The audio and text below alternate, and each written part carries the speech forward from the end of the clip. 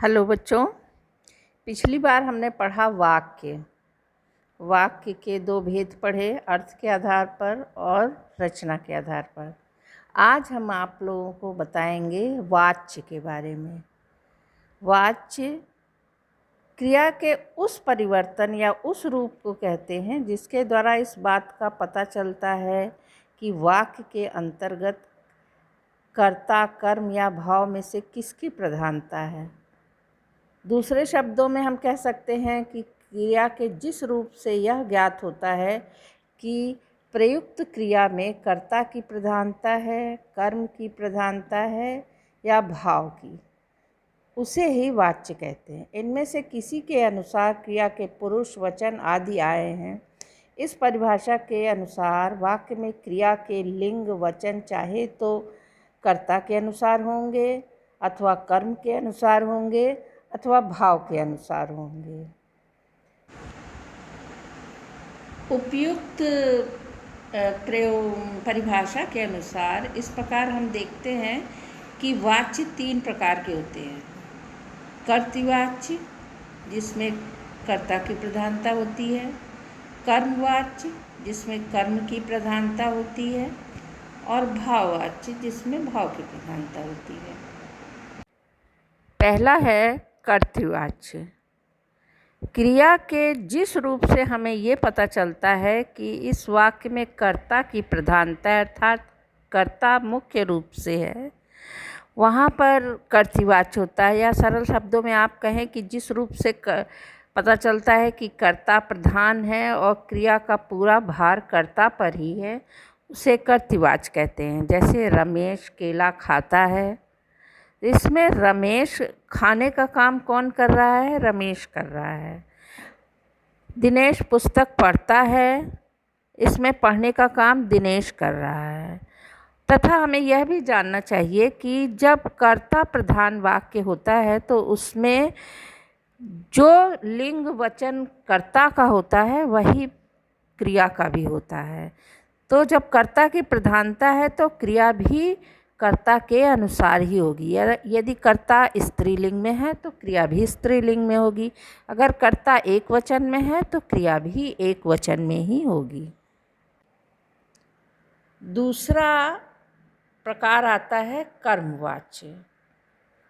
कर्मवाच्य में क्रिया के जिस रूप से हमें ये पता चलता है कि वाक्य में कर्म की प्रधानता है या कर्म का बोध हो रहा है, कर्म की प्रधानता दिखाई जा रही है, या फिर आप सरल शब्दों में कहें कि जिस रूप में कर्म प्रधान हो उसे कर्मवाच्य कहते हैं।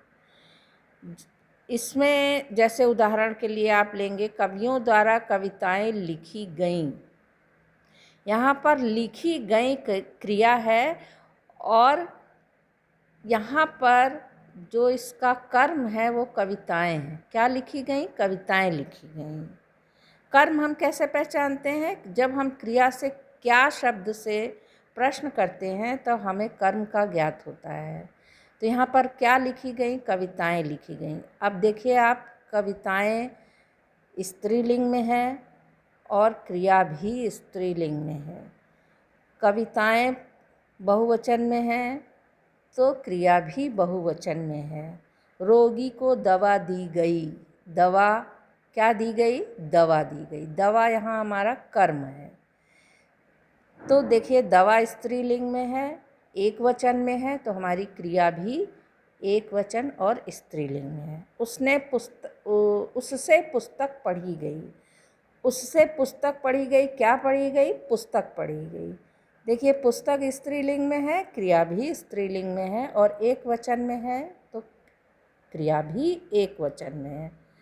इस प्रकार इन वाक्यों में कर्म प्रधान है और उन्हीं के लिए लिखी गई, दी गई और पढ़ी गई क्रियाओं का विधान हुआ है। अतः यहाँ कर्मवाच्य है। कर्मवाच्य के लिए हमें एक पहचान और जाननी चाहिए कि कर्मवाच्य में ने का चिन्ह हटकर या फिर कर्ता के साथ के द्वारा या से लगाया जाता है। तो जहाँ पर द्वारा या से लगाया जाता है वहाँ पर पहचान बन जाती है कि ये कर्मवाच्य होगा। वाच्य का तीसरा भेद है भाववाच्य। क्रिया के उस रूप को भाववाच्य कहते हैं जिससे वाक्य में क्रिया अथवा भाव की प्रधानता होती है। दूसरे शब्दों में हम ये कह सकते हैं कि क्रिया के जिस रूप से ना तो कर्ता की प्रधानता होती है ना कर्म की, बल्कि क्रिया का भाव ही प्रधान होता है, वहाँ भाववाच्य होता है। उदाहरण के लिए जैसे देखते हैं, मोहन से टहला भी नहीं जाता, मुझसे उठा नहीं जाता, धूप में चला नहीं जाता। इसमें मोहन का भाव प्रकट हो रहा है कि उसके साथ कुछ असमर्थता है जिसके कारण वो टहल नहीं सकता। मुझसे उठा नहीं जाता, यहाँ पर भाव व्यक्त हो रहा है कि उनको कोई कष्ट है जिसके कारण वो उठ नहीं पा रहे हैं। धूप में चला नहीं जाता, धूप इतनी तेज है कि भाव प्रकट हो रहा है कि उसमें चलने में असमर्थता व्यक्त हो रही है। इन सभी वाक्यों में कर्ता या कर्म प्रधान न होकर भाव मुख्य है, अतः इनकी क्रियाएं भाववाच्य का उदाहरण हैं। यहाँ यह स्पष्ट है कि कर्तृवाच्य में क्रिया सकर्मक होती है और अकर्मक भी हो सकती है। कर्तृवाच्य में कर्म हो भी सकता है, कर्म नहीं भी हो सकता है, किंतु कर्मवाच्य में केवल सकर्मक क्रियाएं होती हैं, कर्म का होना उसमें ज़रूरी होता है। भाववाच्य में क्रिया अकर्मक होती है और निषेधवाचक होती है, नकारात्मक होती है। ज़्यादातर क्रियाओं में भाव इस प्रकार प्रकट होता है कि असमर्थता व्यक्त हो। तो ये थे 3 प्रकार के वाच्य। अब हम देखते हैं कि इनमें जो परिवर्तन होता है या जो अलग अलग किस तरह से हम वाच्य को पहचानते हैं। तो जब हम कर्तृवाच्य से कर्मवाच्य में चेंज करते हैं, बदलते हैं, तो कर्तृवाच्य से कर्मवाच्य में बदलने के लिए हमें निम्नलिखित कार्य करने चाहिए, या यूँ कहें कि आप निम्नलिखित बातों का ध्यान रखना चाहिए। कर्ता कारक में करण कारक के चिन्ह से या के द्वारा का प्रयोग करना चाहिए।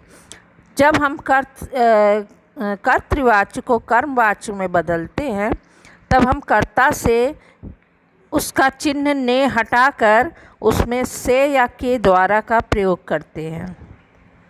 कर्म को चिन्ह रहित करना चाहिए और जो कर्म होता है उसके साथ अगर कोई चिन्ह लगा है तो उसको हमको हटा देना पड़ता है। क्रिया को कर्म के लिंग, वचन और पुरुष के अनुसार रखना चाहिए, अर्थात कर्म प्रधान बनाना चाहिए। जैसे उदाहरण के तौर पर आप देखिए कि सचिन मैच खेलने चेन्नई जाएंगे। यहाँ पर सचिन मैच खेलने चेन्नई जाएंगे, ये कर्तृवाच्य का उदाहरण है, अर्थात यहाँ पर कर्ता प्रधान है। कौन जाएगा खेलने? सचिन जाएगा खेलने। अब इसी को अगर हम कर्मवाच्य में परिवर्तित करते हैं तो लिखेंगे सचिन के द्वारा मैच खेलने चेन्नई जाया जाएगा। भविष्य काल में क्रिया है तो वो भविष्य काल में ही क्रिया रहेगी। फिर इस तरह से आपने देखा कि सचिन के साथ के द्वारा लगाया गया और जाएंगे कि जाया जाएगा। इसी प्रकार से इसमें हम जब कर्मवाच्य में बदलते हैं तो हम देखते हैं कि सबसे पहले पता लगाते हैं कि कर्मवाच्य में जब वाक्य रहता है तो इसमें कर्म है कि नहीं है।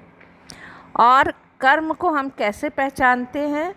कर्म को हम पहचानते हैं कि क्रिया से हम प्रश्न करते हैं कि क्या से प्रश्न करते हैं,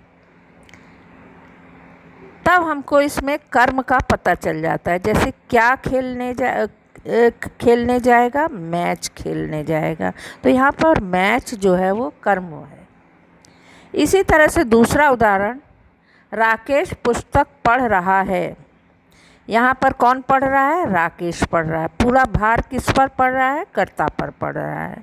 अब जब हम राकेश के द्वारा से या के द्वारा चिन्ह लगा देंगे तो देखिए क्रिया जो है वो कर्म के अनुसार क्या पढ़ रहा है, पुस्तक पढ़ रहा है। तो जब इसको हम कर्मवाच्य में चेंज करेंगे तो राकेश के द्वारा पुस्तक पढ़ी जा रही है, अर्थात यहाँ पर क्रिया का लिंग वचन पुस्तक के अनुसार हो गया। तो कर्मवाच्य में हम कर्ता के साथ के द्वारा लगा देते हैं और कर्म के अनुसार क्रिया हो जाती है। क्रिया अथवा कर्म, यदि कर्म स्त्रीलिंग में एक वचन में है तो क्रिया भी स्त्रीलिंग और एक वचन में हो जाती है। अब देखते हैं कर्मवाच्य से कर्तृवाच्य में कैसे बदला जाता है, उसके क्या नियम हैं। कर्मवाच्य से कर्तृवाच्य में परिवर्तन के लिए निम्न बातों का ध्यान देना चाहिए। कर्ता के अपने चिन्ह ने आवश्यकता अनुसार लगाना चाहिए। अगर ने चिन्ह की ज़रूरत है तो कर्ता के साथ लगाना चाहिए, अन्यथा नहीं। यदि वाक्य की क्रिया वर्तमान और भविष्यत काल की है तो कर्ता अनुसार क्रिया की रूप रचना रखनी चाहिए कि कर्ता जिस भी काल में है, कार्य कर रहा है, उसी के अनुसार क्रिया भी रखनी चाहिए। भूतकाल की सकर्मक क्रिया रहने पर कर्म के लिंग वचन के अनुसार क्रिया को रखना चाहिए। ये जो कर्तृवाच्य है ये अकर्मक और सकर्मक दोनों क्रियाओं में हो सकता है। इसमें कर्म होता भी है, कर्म नहीं भी होता है। उदाहरण के तौर पर देखिए, जैसे गोपाल से पत्र लिखा जाता है या गोपाल के द्वारा पत्र लिखा जाता है। अब इसको जब हम कर्तृवाच्य में बदलेंगे तो गोपाल पत्र लिखता है, क्रिया वर्तमान काल में है तो यहाँ पर गोपाल की क्रिया भी देखिए लिखता है वर्तमान काल में। लड़कियों द्वारा गीत गाए जा रहे हैं, यहाँ पर वर्तमान काल में क्रिया है कि गीत गाए जा रहे हैं, तो लड़कियाँ गीत गा रही हैं। कर्तृवाच्य में बदलने के लिए हमने इसको द्वारा हटा दिया और क्रिया जो है वो उसी तरह से वर्तमान काल में आ गई। और इसमें बहुवचन है तो हमारा कर्तृवाच्य में भी बहुवचन है। तो इस प्रकार से कर्ता के अनुसार लिंग वचन और क्रियाएं हो जाती हैं।